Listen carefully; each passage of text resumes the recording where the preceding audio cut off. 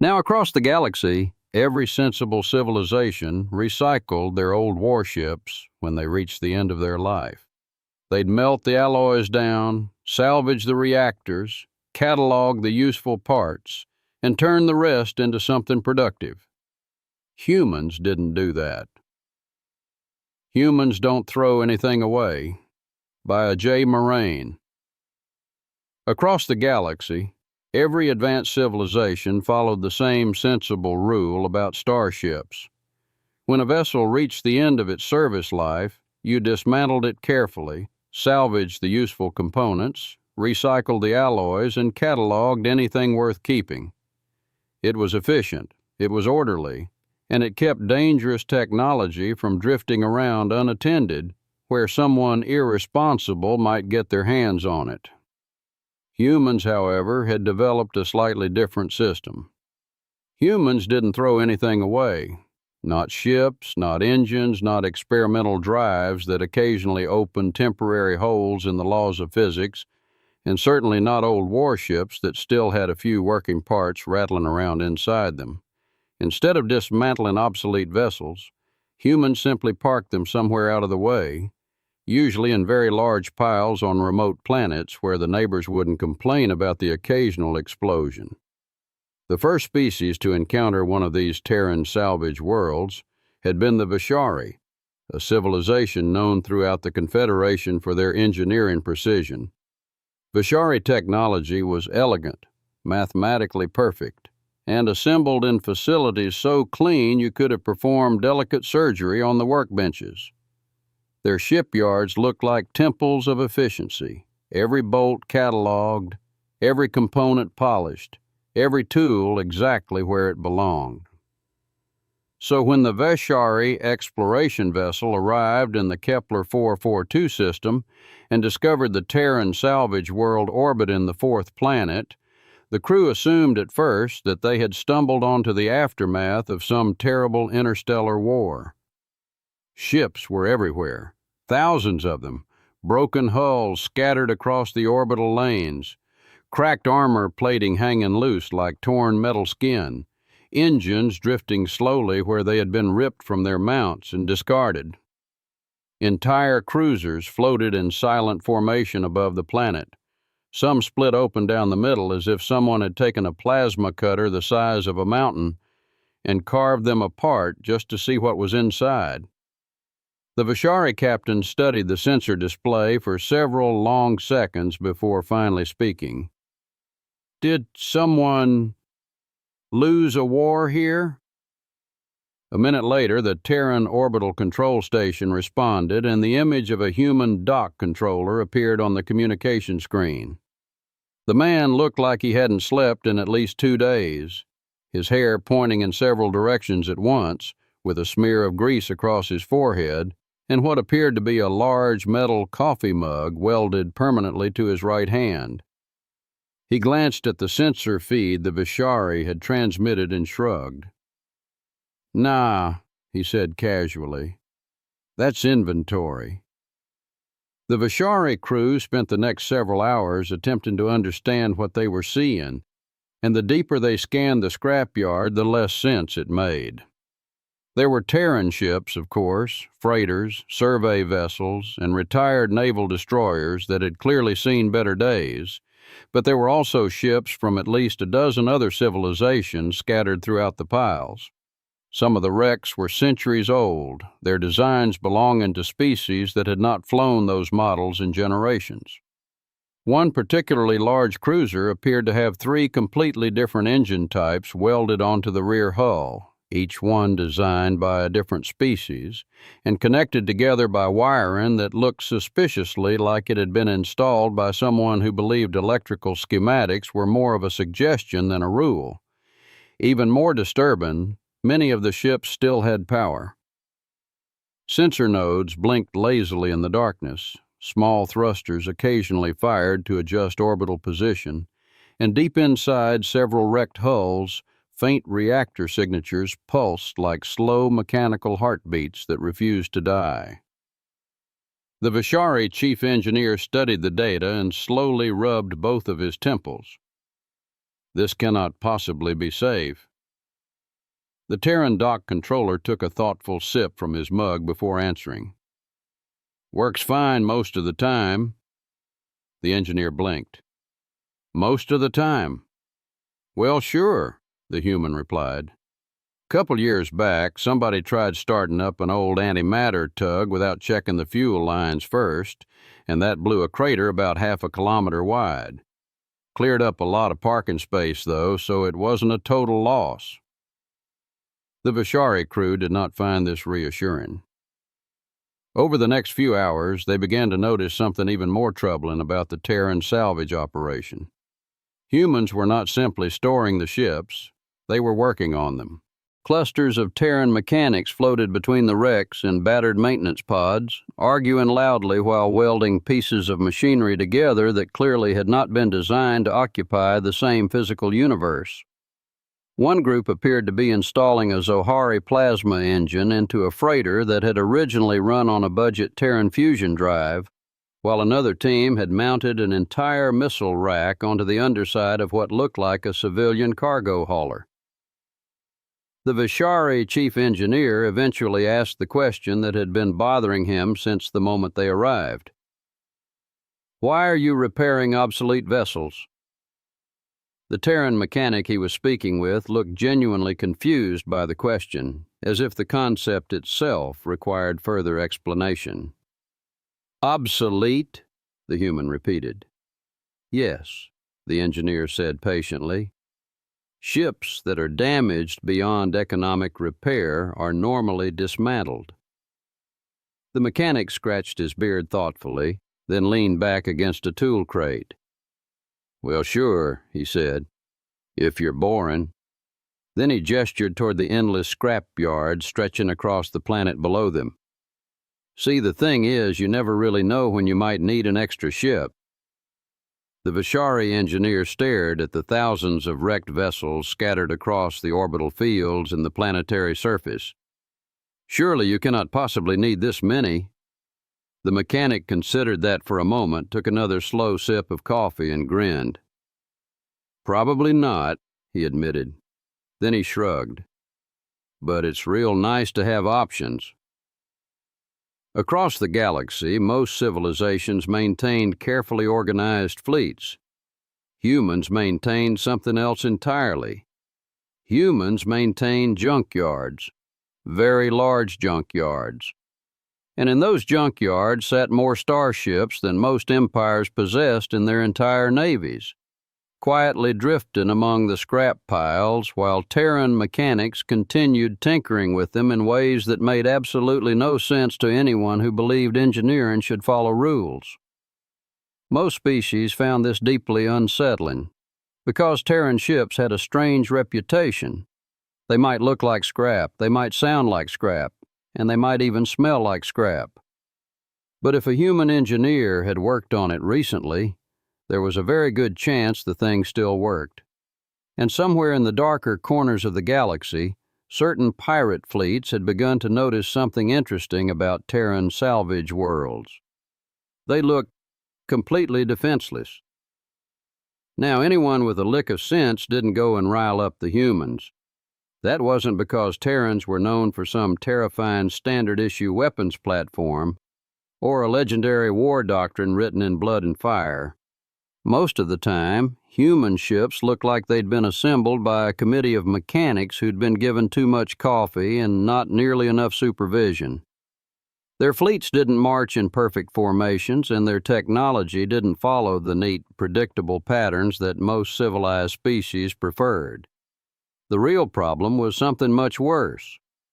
When humans shot at you, you never knew what was going to happen. One ship might fire a weapon that sliced your cruiser clean in half and sent the front section drifting peacefully into space while the back half of the ship vanished entirely, apparently relocated to some unfortunate alternate dimension that now had a very confused reactor room floating in it. Another Terran vessel might launch something that didn't explode, didn't burn, didn't even make much noise, but instead reached into your reactor core and rearranged the atoms until the entire power plant collapsed into a sparkling cloud of metallic dust, that looked suspiciously like someone had filled the engine room with glitter. Human weapons didn't follow rules. They followed ideas, and ideas were dangerous.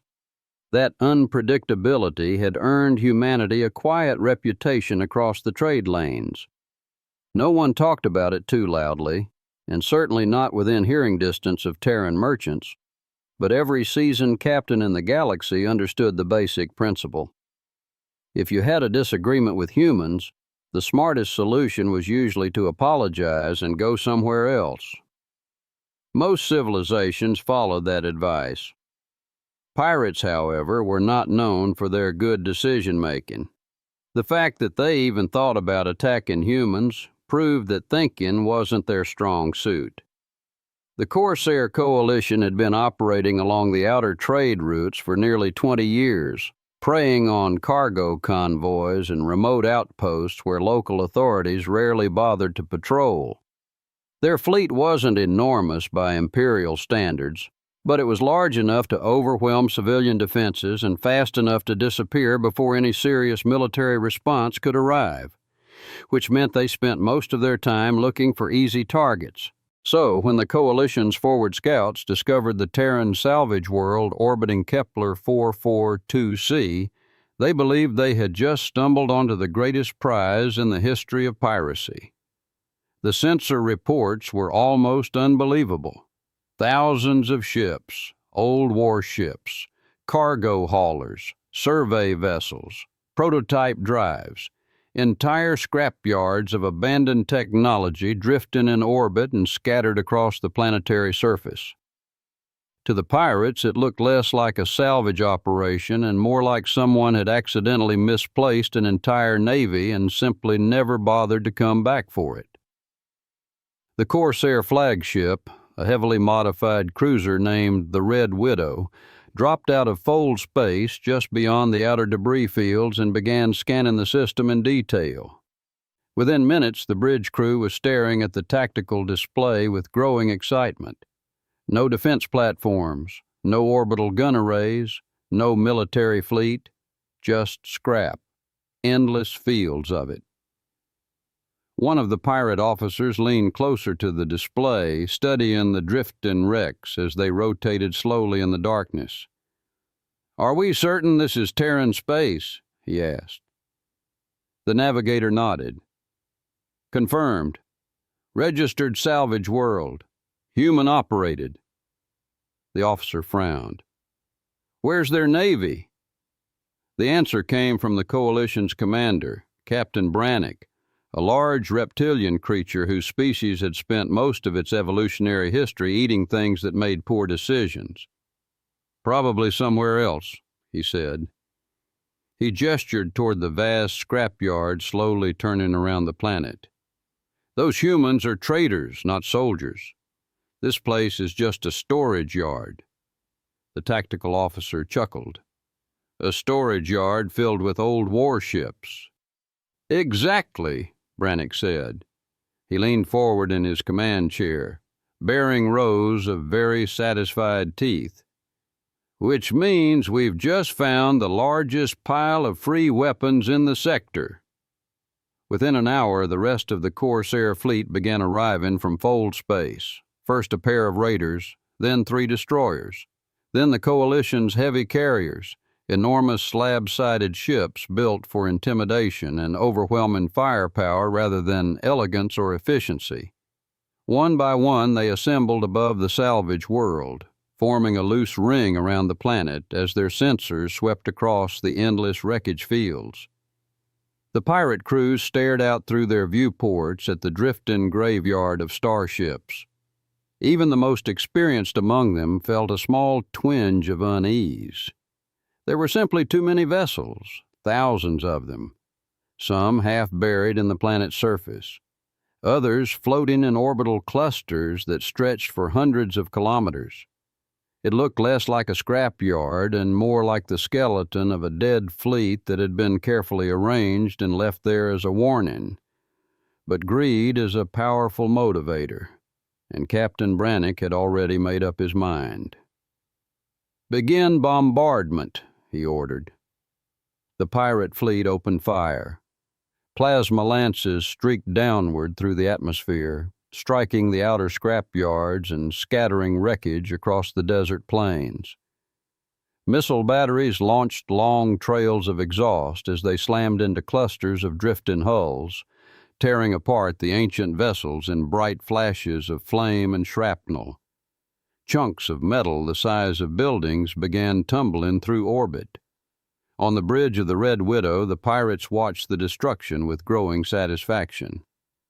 "Look at that," one officer laughed. "They didn't even bother to protect it." More weapons fired. Explosions rippled across the orbital fields. A half-assembled cruiser slowly rotated as its hull cracked open under sustained fire, spilling internal debris into space. Still no response from the humans. No defensive fleet appeared. No warning transmissions arrived. No weapons fired back. Just wreckage drifting silently through the debris clouds as the pirate bombardment continued. Captain Brannick leaned back in his chair, clearly pleased. "I told you," he said. "It's just scrap."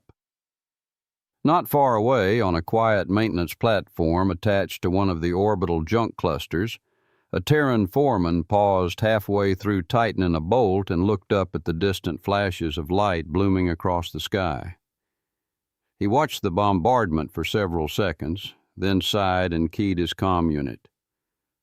"Control," he said calmly. "We got pirates shooting up the yard again." A voice answered through the speaker. "Yeah, we see 'em." The foreman scratched the back of his head and glanced toward the endless rows of silent starships drifting around the planet. "Well," he said thoughtfully, "that's going to wake a few things up." And across the scrapyard, systems began to power on. At first, the pirates didn't notice anything unusual. That's the problem with shooting at a scrapyard the size of a small moon. When explosions are already lighting up the sky and pieces of wreckage are drifting everywhere, a few flickering lights don't exactly stand out. But down on the surface of Kepler 442c, the Terran foreman lowered his wrench, took another slow sip of coffee, and watched the distant flashes ripple across the horizon. "Yep," he muttered. "That'll do it." All across the salvage world, something subtle began to change. It started small.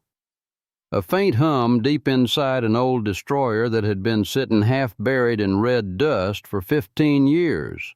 A sensor array slowly pivoting on a wrecked cruiser that had been declared beyond repair by 3 different alien engineering teams. A cracked freighter hull drifting quietly in orbit, suddenly pulsing with reactor light that hadn't been there a few minutes earlier. Nothing dramatic. Just systems waking up, one by one. Across the pirate fleet, scanners began reporting strange readings. The tactical officer aboard the Red Widow frowned at his console. "Captain, I'm detecting power fluctuations in several wrecked vessels."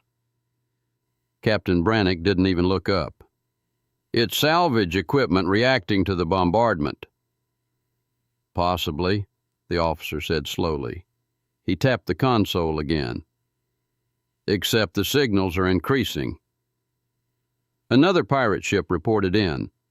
"Command, we're seeing reactor activity inside the debris field." A third voice crackled across the comm channel. "Multiple ships registering power signatures. Unknown origin." Captain Brannick finally leaned forward. "How many ships?" There was a long pause. Then the tactical officer spoke again, his voice noticeably less confident than before.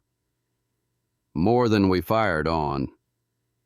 In orbit above the planet, the drifting wreckage began to shift. Thrusters fired, tiny bursts at first, barely enough to nudge a hull into a new position. Then larger ones. Ships that had been tumbling slowly through space began stabilizing themselves, orienting toward the pirate fleet with deliberate mechanical precision. Across the debris field, ancient radar dishes unfolded like waking eyes. Weapon ports slid open. Missile racks rotated into fire-in position. A pirate gunner aboard one of the destroyers squinted through the viewport. "Captain, I think those ships are moving." Brannick turned toward the forward display just in time to see something remarkable. The half-assembled cruiser they had blasted open earlier slowly rotated in orbit. Its broken hull still showed the scars from the pirate bombardment, but now the engines on its rear section glowed a deep blue. A moment later, the cruiser's target and array powered on and locked onto the Red Widow. Across the system, thousands of ships were doing the same thing. Some of them were Terran vessels, old naval destroyers and retired patrol craft that had clearly been rebuilt piece by piece over the years. Others were stranger, alien warships that had once belonged to long-forgotten fleets, experimental prototypes that had never officially entered service, cargo haulers with entire weapon platforms welded onto their hulls in ways that would make any respectable engineer weep quietly into their manuals. They had all been parked here, waiting, sleeping, until someone started shooting at them. Back on the Terran maintenance platform, the foreman leaned against the railings and watched the sky slowly fill with glowing engines. A younger mechanic floated up beside him. "You think we should call the Navy?" the mechanic asked. The foreman shook his head. "Nah." He gestured toward the endless scrapyards where ship after ship was coming to life. "Pretty sure the yards got this one." In orbit, the pirate fleet had begun to panic. The Corsair coalition had arrived expecting an easy raid. What they had discovered instead was something else entirely. The scrapyard wasn't full of dead ships. It was full of ships that had been repaired. Not neatly, not professionally, but thoroughly. Across the pirate comm network, reports flooded in. "Multiple weapon locks detected. Those ships are powering weapons. Command, there are hundreds of them." The tactical officer aboard the Red Widow stared at his display in growing horror. "Captain, I think we made a mistake." Brannick watched as the sensor grid updated again, and again, and again. Each update added more ships, more reactors, more targeting signatures. Hundreds of them now, spreading across the orbital field like a waking metal storm. And every single one of them was pointed directly at the pirate fleet. On the Terran platform, the foreman finished his coffee and set the mug down. "Well," he said calmly, "looks like the yard's awake." Across the system, the first Terran ship fired, then another, then hundreds more. When the first Terran ship fired, the pirates still believed they might escape. That optimism lasted about 3 seconds. Across the scrapyard, hundreds of vessels powered up all at once, their engines flaring to life in uneven bursts of blue, white, and occasionally colors that did not exist in the visible spectrum. Ships that had spent years drifting quietly among the wreckage suddenly began maneuvering with surprising precision, rotating their battered hulls toward the pirate fleet as weapon systems slid open and target and arrays locked on. And then the shooting started. Not in neat formations like a proper Navy would use. Terran scrapyard fleets don't do neat. Some ships fired particle lances that cut pirate vessels clean in half before the gunners even realized they were under attack. Others launched missiles that twisted through space like angry metal snakes before detonating inside enemy hulls with flashes bright enough to light the entire orbital field. One particularly ugly cargo hauler, which appeared to have a naval railgun welded sideways across its spine, fired a single shot that punched straight through 2 pirate destroyers and kept going until it vanished into deep space. The Corsair coalition fleet began to fall apart almost immediately. Pirate ships scattered in every direction, engines screaming as they tried to escape the rapidly closing ring of Terran vessels that had awakened from the scrapyard. But the problem with attacking a salvage world was that there were ships everywhere, above them, below them, and drifting quietly behind them where the pirates hadn't bothered to look before opening fire. Within moments, the pirate formation collapsed into chaos. Explosions blossomed across the orbital field. A carrier lost its engines and began tumbling slowly toward the atmosphere, trailing fire. Another cruiser vanished entirely when a Terran weapon hit it with something that appeared to fold space in an extremely unfriendly direction. Back on the Terran maintenance platform, the foreman and several mechanics watched the battle unfold like it was a fireworks display. "Well," the younger mechanic said, leaning on the railing, "that escalated quick." The foreman nodded, thoughtful.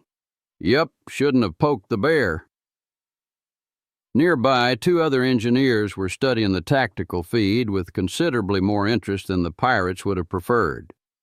One of them pointed toward the pirate formation. "Hey," he said, nudging the man beside him. "You see that big cruiser on the port flank?" The second engineer squinted at the display. "Yeah," he said slowly. "She's purty." The cruiser in question was one of the Coalition's heavy command ships, a sleek armored vessel with a long forward hull and enough weapon mounts to flatten a city if it got close enough. The first engineer scratched his beard. "Think we can take her without tearing her up too bad?" The other man raised an eyebrow. "Why?" The engineer shrugged. "I'd kind of like to keep her."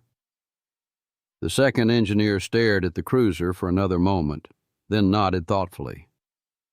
"Yeah, that is a nice ship." They stood there for a few seconds watching the rest of the pirate fleet get methodically dismantled by the scrapyard armada. Then the first engineer spoke again. "Tell you what," he said, "let me see if this works. I'll take 'em all off the bridge." The second engineer immediately turned toward him.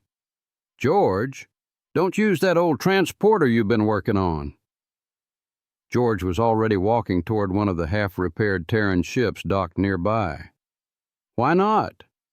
"Because you don't know what it'll do." George climbed into the cockpit anyway and started flipping switches. "We're about to find out." "George." Too late. Out in orbit, the battered Terran vessel powered up a device that most respectable engineers would have politely described as experimental, and less polite engineers would have called a terrible idea waiting to happen. A moment later, a strange shimmering wave rolled outward from the Terran ship. It passed silently across the battlefield until it reached the pirate cruiser. The wave wrapped around the vessel like a ripple in water, surrounding it completely for about 20 seconds before fading away as if nothing had happened. Back on the maintenance platform, the second engineer stared at the sensor screen. "You reading any life forms on the bridge?" George leaned over the console. "Nope." He adjusted the scan. "Hold on." Another pause. "Well, that's odd." "What?" "I'm not reading any life forms on the whole ship." The second engineer blinked. "Where'd they all go?" George leaned back in the pilot seat and scratched his head. "Not sure." The other mechanic sighed heavily and folded his arms. "I told you had that thing wired wrong." George shrugged. "Well, now I know." Out in orbit, the pirate cruiser drifted quietly through the wreckage field, completely intact, completely empty, and across the battlefield, the rest of the Corsair Coalition fleet was discovering the hard way that attacking a Terran scrapyard was a lot like kicking over a hornet's nest made entirely out of warships. Back on the platform, the foreman glanced over at George. "You keeping that one?" George grinned. "Oh, yeah." He looked back toward the drifting cruiser. "Be ashamed to throw something that nice away." And that right there was the thing most civilizations never understood about humans. They didn't throw anything away. Not ships, not engines, and apparently not pirate cruisers either. The galaxy eventually learned an important lesson about Terrans. Humans didn't maintain fleets. Humans maintained options. I hope you enjoyed this story. Please remember to like, share, and subscribe to my channel. Visit my Patreon channel, Sci-Fi Signal 360, for other stories not on YouTube. Drop me a comment and let me know what you would like to see next. You can also purchase ebooks by A.J. Moraine wherever you buy ebooks.